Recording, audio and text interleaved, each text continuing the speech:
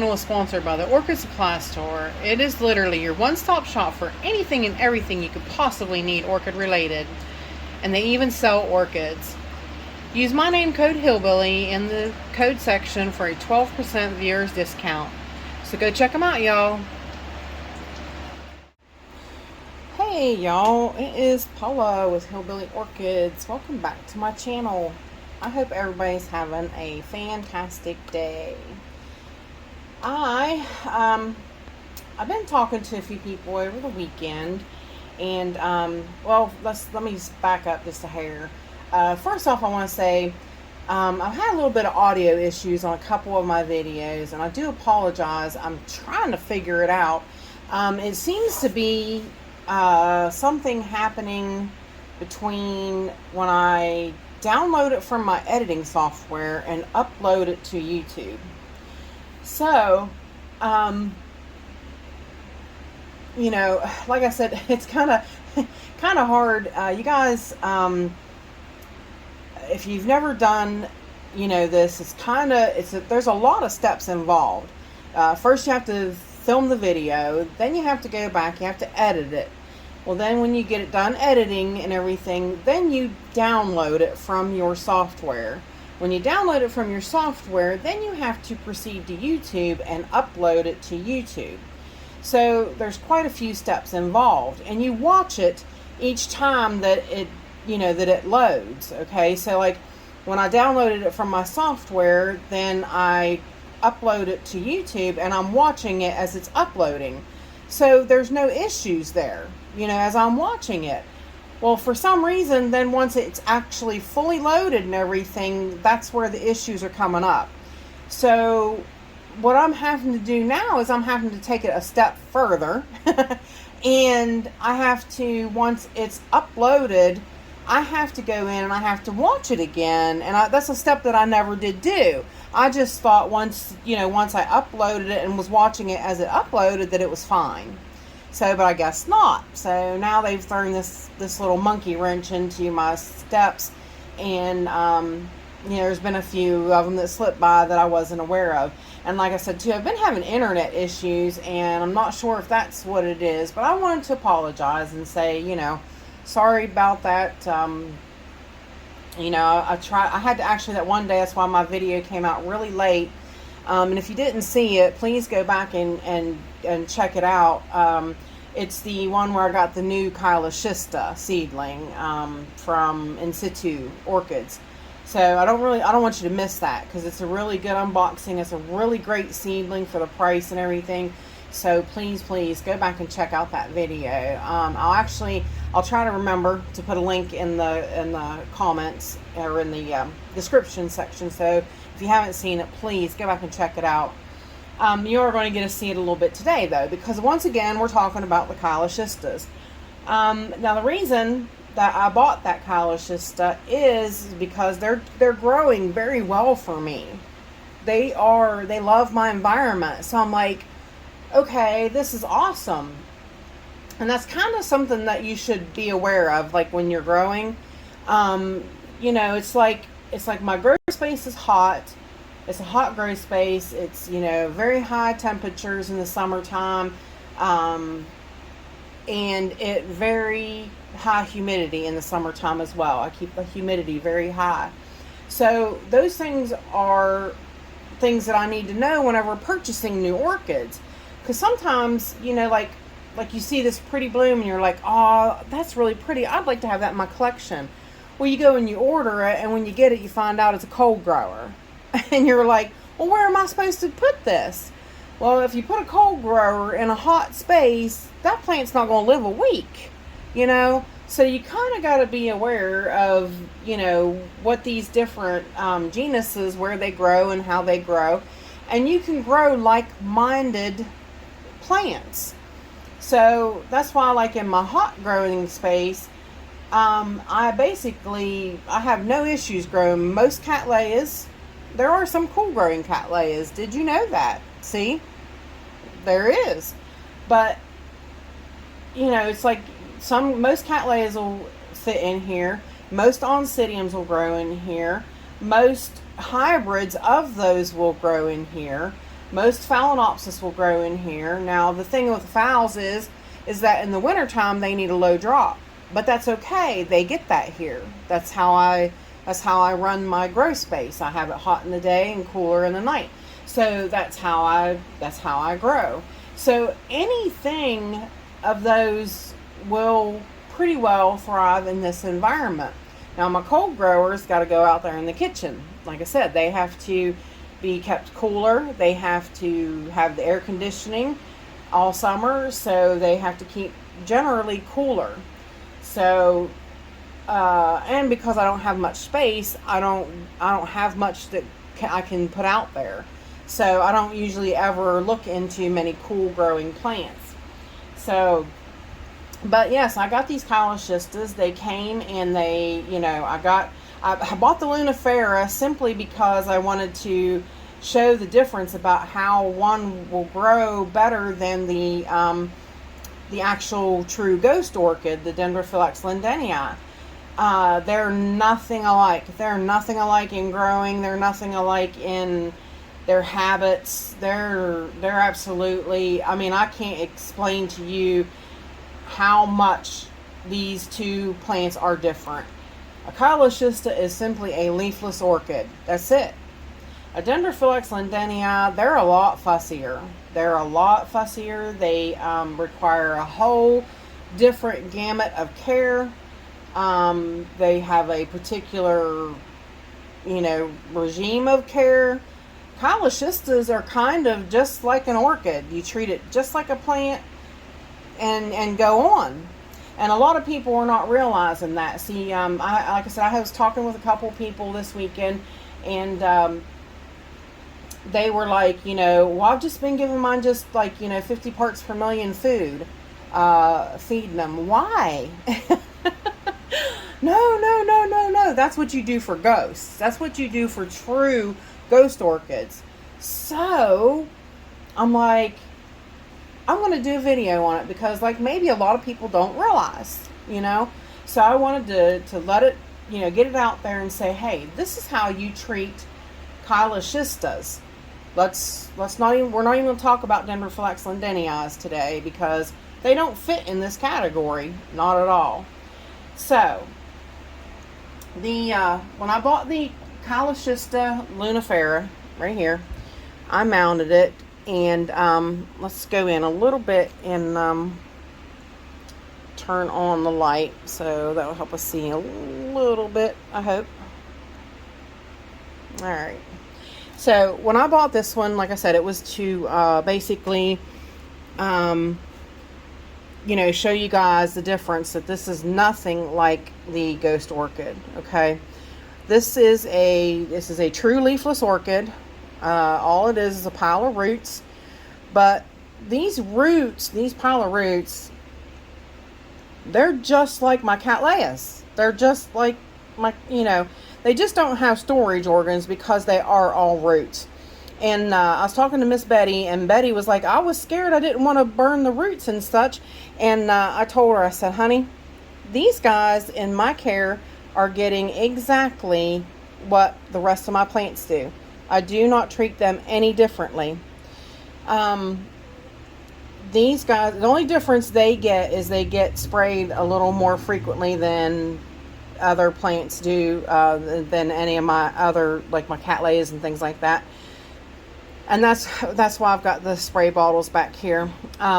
This is a spray bottle that I keep with just reverse osmosis water in it. This is one that I keep that is CalMag and sea kelp. This is 200 parts per million mixture. It's like about 25 to 30 parts per million sea kelp and the rest CalMag. This is my actual ghost fertilizer. Now, the only reason that it's out here is because time to time I will spray them with that.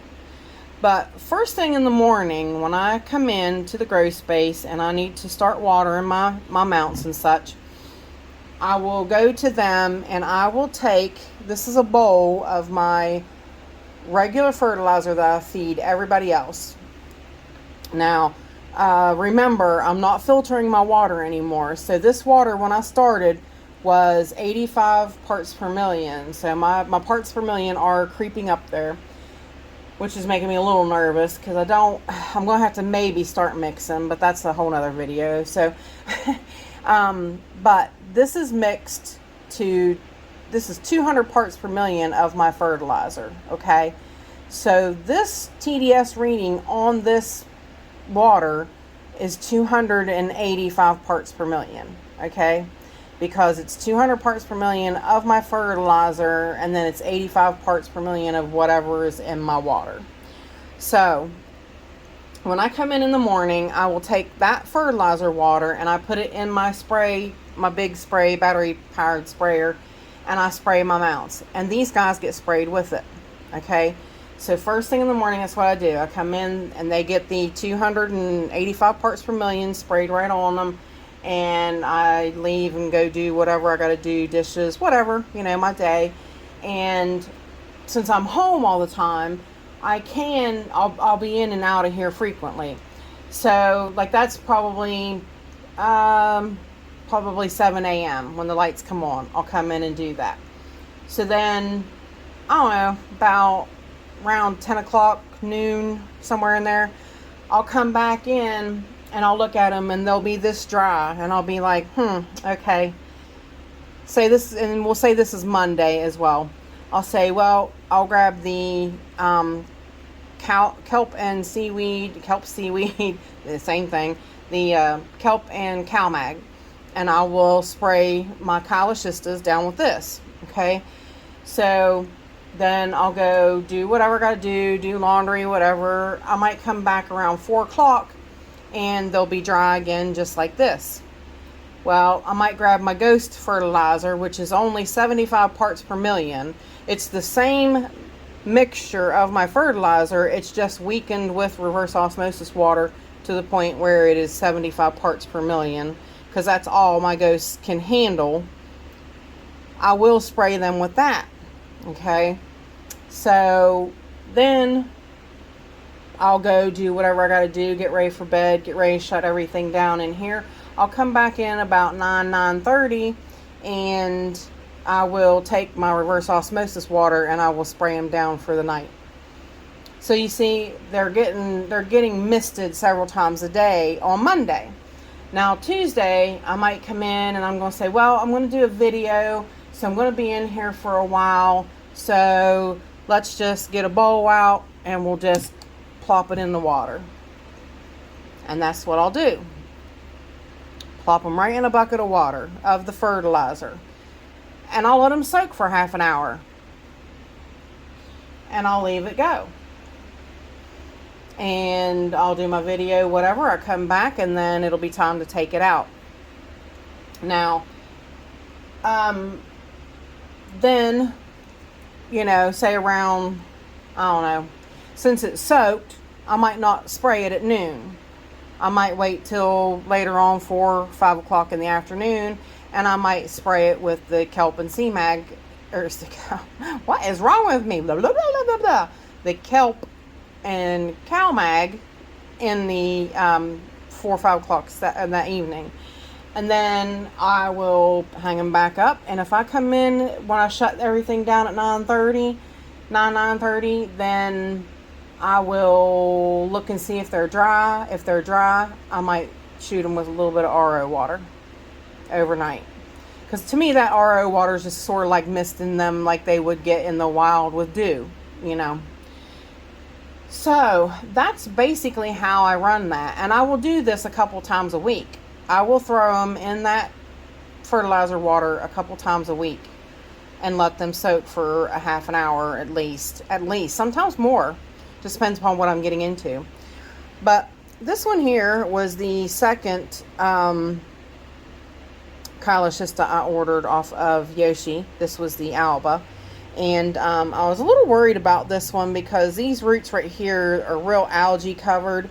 And they really wasn't doing much after this plant came. But if you look up here, these roots up here have just went berserk. And they have attached. Do you see that? Those roots have grown attached to this mount. So as of here, this plant is stuck to this mount. Everything on top. All of these are brand new, and they're stuck. They're not. This plant will not come off this mount now. So now all this on the bottom, it's not stuck. There is some new roots on the bottom, some nice new growing tips on the bottom, and I could, lean them towards the mount, and so that they will grow. This one, if you can see it right here, it has grown attached to the mount. If you look, that one has grown attached on the bottom, but not as many has grown attached on the bottom that has grown attached on the top. And it as well just gets plopped right in the water cautiously over the other one. This bowl is not usually the bowl that I soak them in.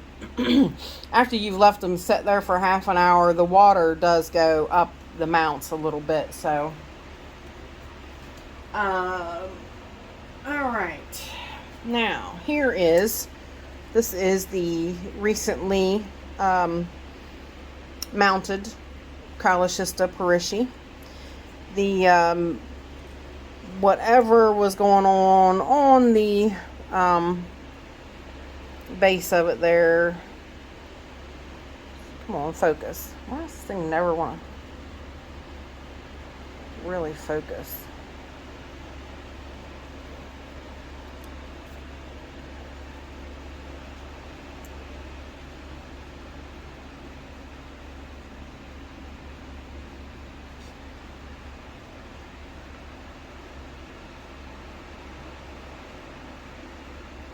Anyways, that pinkish thing, it kind of died back a little bit. So I guess I don't know if it really got angry at me for remounting it.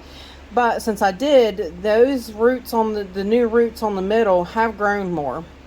They have came out, they have grown more, and you can definitely see a difference because these wooden mounts hold moisture for a little bit longer. Those plastic mounts just don't hold moisture, and it's not a good thing in my environment. But you see, this is a brand new root tip that has grown. It has extended from there. That little that band where it's squeezed off, it has started that new root shoot root. This one's a new root shoot right there. You can see. So it's definitely doing okay in the fact that, yeah, it's like in being mounted. So it as well will get thrown over there in the bucket of water. Now, the